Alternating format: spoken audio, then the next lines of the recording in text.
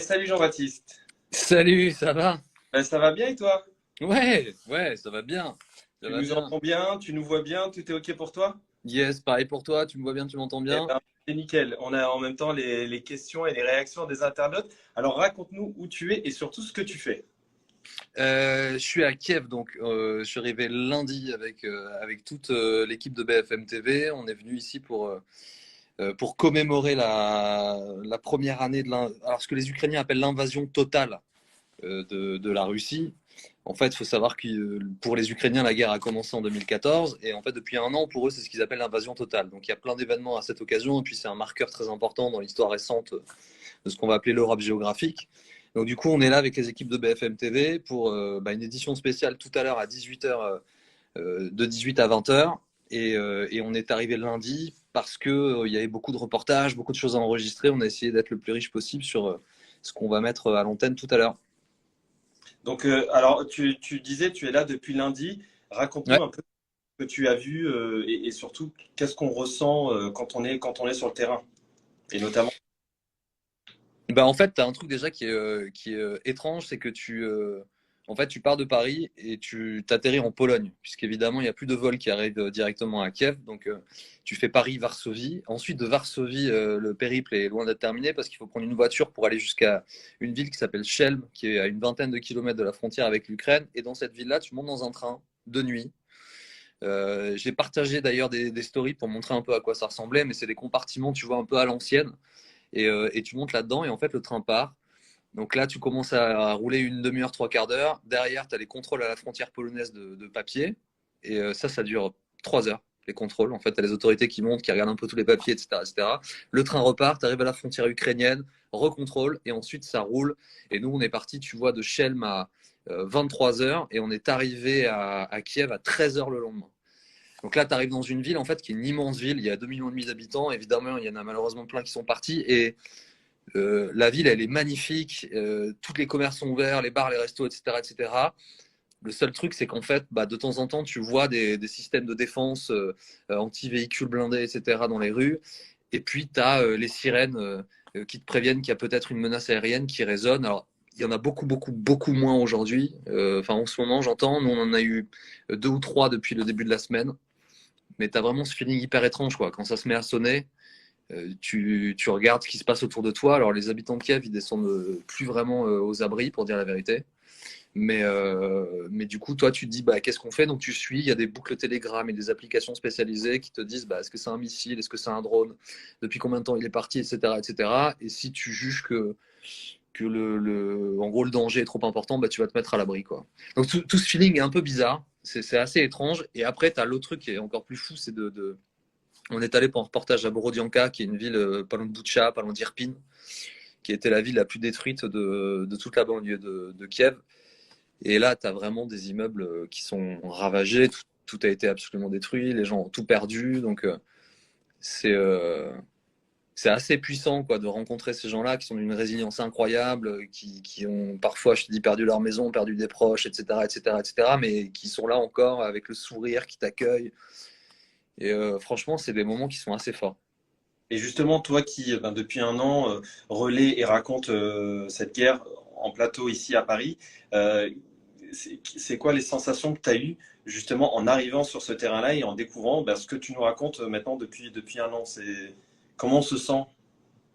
Il y a toujours un feeling un peu bizarre parce que en fait, tu vois vraiment, mais avec tes yeux, quoi, sur place, des trucs dont tu as parlé avant. Et surtout, tu mets des visages et tu peux parler directement avec des gens dont tu as raconté les histoires, mais à distance.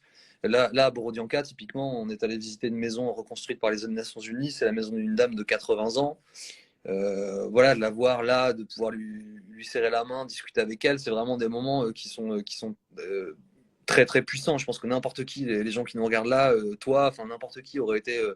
Enfin, c'est hyper émouvant, quoi. On est allé dans une autre famille, il y a une dame qui était là, qui s'est mise à pleurer, qui nous a remercié d'être là, parce que le fait qu'on raconte ce qui se passe ici, bah, pour eux, ça permet aussi d'exister en un sens, de comprendre qu'ils se sentent soutenus par une partie de l'Occident, etc., etc. Donc ça déclenche des sentiments qui sont assez puissants, quoi.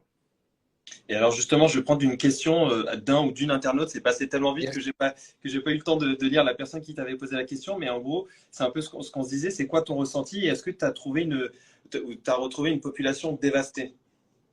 Non, en fait, ce qui est assez dingue, c'est que ils sont, enfin, pour eux, il n'y a pas de sujet, ils vont gagner, quoi. Donc ça, il y a une détermination, elle est mais surpuissante. Ils ont été envahis, c'est leur pays. Enfin, il n'y a pas de sujet, quoi. Donc eux, ils vont gagner. Ils vont gagner, ils vont libérer complètement leur pays. Et ça, c'est une constante chez tout le monde. Il n'y a aucun doute sur ce qui va se passer. Vraiment aucun doute. Et ensuite, ils sont pas du tout apitoyés sur eux-mêmes, quoi. Personne est là en train de se plaindre, de dire que c'est dur, que ça va pas. Ils sont pas du tout là-dedans. C'est vraiment un truc de combat, de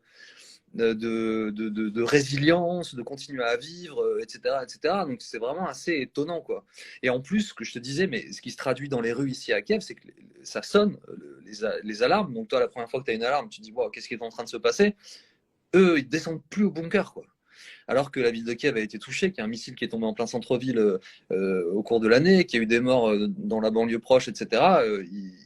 C'est une forme de résistance, quoi, en fait. On est d'accord que l'alarme, c'est de jour comme de nuit. C'est 24 sur 24, dès qu'il y a une menace aérienne, ça sonne. Alors, tu as les applications, nous, on l'a installé pour la semaine qu'on passait ici. L'application, bon, déjà, l'application, elle sonne dans ta poche, tu vois. Et en plus, tu as l'alarme. C'est vraiment l'alarme que tout le monde a entendu dans les films sur la guerre, quoi. C'est vraiment ce son-là qui résonne, etc.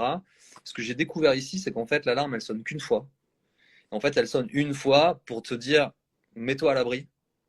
Ensuite, il se passe plus rien et elle ressonne quand l'alerte est terminée. Donc parfois c'est un quart d'heure, une heure, parfois c'est 3 heures. Ouais. Et donc en fait, dans le laps de temps, bah, c'est à toi de décider si tu vas te mettre à l'abri ou si tu vas pas te mettre à l'abri, quoi. J'ai une question de Manon à laquelle, pour le coup, je vais répondre, qui nous demande une estimation des nombres de victimes jusqu'ici. Manon, sache qu'on a publié aux alentours de 16 heures sur le compte Instagram de BFM TV une vidéo qui reprend et qui évoque le nombre de victimes. Donc, du coup, je t'invite à aller la voir pour avoir des réponses à cette question. Jean-Baptiste, on va parler maintenant de cette rencontre que tu as fait là il y a quelques jours avec la petite. Son nom m'échappe. Amélia, Comment? Amélia. Exactement, Amélia. Est-ce que tu peux nous raconter son histoire et cette rencontre que tu as faite et qu'on retrouvera ce soir dans l'édition spéciale? Amélia, elle avait ému le monde entier au début de cette guerre, en fait. C'était au fin février, au début mars, avec ses parents, sa famille. Elle descend dans un bunker parce que, pour le coup, les Russes sont venus à quelques kilomètres de Kiev. Donc, elle habitait à Kiev avec sa famille. Elle descend dans le bunker et sa maman commence à la filmer. Et, euh, et elle se met à chanter. Et elle se met à chanter Délivrer, libéré. Tu sais, la chante Libéré, délivré, j'ai jamais trop le sens c'est, mais la chanson de la Reine des Neiges. Et bon, elle est trop mignonne, Amélia. Elle a une super jolie voix. Et en fait, ça apporte un genre de légèreté et une forme de résistance à ce moment-là qui a touché les gens, mais incroyable. Et en fait, elle est devenue hyper célèbre avec ça.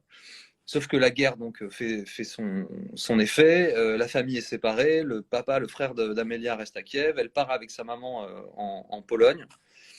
Et en fait, c'est là où on l'a retrouvée. On l'a retrouvée à Varsovie. Et elle nous a raconté un peu son histoire. Vous l'entendrez ce soir, entre 18h et 20h. Et en fait, elle est en un sens, elle le dit elle-même, elle est devenue un peu un porte-parole de la jeunesse ukrainienne. Elle est toute jeune, hein, Amélia, elle avait 8 ans au moment où elle a chanté, donc tu vois, elle a 9 ans. Mais depuis un an, bah, elle a chanté l'hymne ukrainien dans les stades, elle a été chantée à Las Vegas, elle a été, voilà, et en fait, sa vie a basculé et en même temps, elle garde ce truc de je chante pour l'Ukraine, enfin voilà, pour les Ukrainiens, et tu verras, elle adresse un message aux enfants français, c'est trop mignon. Elle est adorable. Donc, on va retrouver Amélia à 18h avec toi en direct sur BFM TV. On a une autre question. Bon, le prénom est. J'arrive pas à très bien lire le prénom, donc je vais pas le dire pour pas écorcher le prénom. Est-ce que les Ukrainiens qui sont restés sur place t'ont parlé et t'ont expliqué si est-ce qu'ils en voulaient à ceux qui ont quitté le pays? Est-ce que tu as eu ce genre d'échange avec eux? Non, pas du tout. Enfin, on en a parlé, mais personne n'en veut à personne en fait. Parce que ceux qui sont restés, parfois, tu sais, ils sont restés parce qu'ils n'avaient pas le choix. Et ça, c'est un échange qu'on a eu avec beaucoup de jeunes Ukrainiens qui ont une vingtaine d'années, une trentaine d'années. Ils te disent, bah, je suis là, je me bats parce qu'il faut que je libère mon pays, donc je le fais. Certains se sont engagés et beaucoup te disent, si j'avais le choix, j'arrêterais. mais j'ai pas le choix. Et ils sont contents que leurs proches, ceux qui le peuvent, soient partis aussi.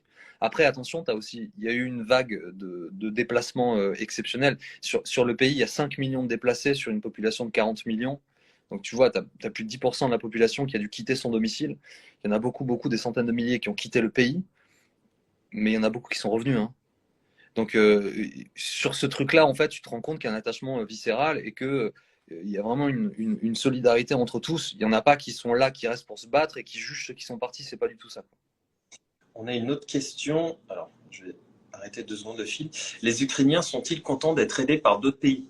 Oui, oui, oui, ils disent merci tout le temps. Et d'ailleurs, c'en est gênant parce que nous, on n'est pas du tout là pour avoir des merci, en fait. Hmm. Et en fait, alors, tout à l'heure, typiquement, et vous le découvrirez ce soir, on a vécu un moment assez incroyable. Juste avant, c'est pour ça, pour te raconter aux gens qui nous regardent, mais je t'ai demandé qu'on puisse se parler à 16h30 parce que je ne pouvais pas avant. J'étais au palais présidentiel et j'ai enregistré un entretien avec Andriy Yermak, qui est le chef de cabinet de Volodymyr Zelensky. Euh, Bah, je te raconterai après le contexte, mais qui est complètement dingue. Mais typiquement, lui, il remercie aussi, quoi. Il remercie tous les partenaires, tous les Français, etc. Et ça, une constante. Tous les gens qu'on a rencontrés, ils nous disent merci. Ils remercient la France, ils remercient les pays occidentaux pour les armes, pour la nourriture, l'argent, etc. Mais en fait, surtout pour le soutien et pour le fait qu'on en parle. Et ça, c'est un truc qui les touche énormément, qui les émeut énormément, plus que l'argent, les armes. Le fait qu'on parle d'eux, pour eux, c'est hyper important parce que ça veut dire qu'aux yeux du monde entier, ils continuent d'exister. Et ça, c'est un truc qu'on a entendu non-stop depuis qu'on est arrivé. Et alors, juste pour l'anecdote, Hmm. on a donc été au palais présidentiel. Waouh! C'est-à-dire qu'en fait, tu as des checkpoints. Alors, on en a passé dans plein d'endroits pour aller en reportage, etc. Mais euh, là, tu as vraiment des checkpoints en plein centre-ville. Et en fait, ce qui nous a marqué, c'est qu'au-delà de tout ce que tu peux imaginer qui existe aussi en France et ailleurs, de portiques de sécurité, on fouille ton sac, etc., etc., il y a des sacs de sable partout dans le bâtiment. Dans le bâtiment, en fait. Tu ouvres les portes, il y a le contrôle de sécurité, il y a le portique, et face à toi, derrière le portique, il y a des piles de sacs de sable avec juste une fenêtre pour mettre une arme. Et ça, tu en as au bout de chaque couloir. Il n'y a pas de lumière de l'intérieur. Toutes les fenêtres sont camouflées pour pas que la lumière passe, pour avoir un maximum de sécurité, de discrétion. Enfin, tu te dis, c'est quand même la résidence du chef de l'État ukrainien et de l'ensemble de ses collaborateurs les plus proches. C'est ultra sécurisé. Et même eux, à l'intérieur, ils sont dans ce dispositif extrême de sécu. C'est un bunker dans un bunker, quoi. Ouais, ouais, en tout cas, c'est un palais transformé en bunker, vraiment. Eh ben justement, en parlant de ça, on a une question sur la sécurité. Est-ce que tu as eu des équipements de sécurité?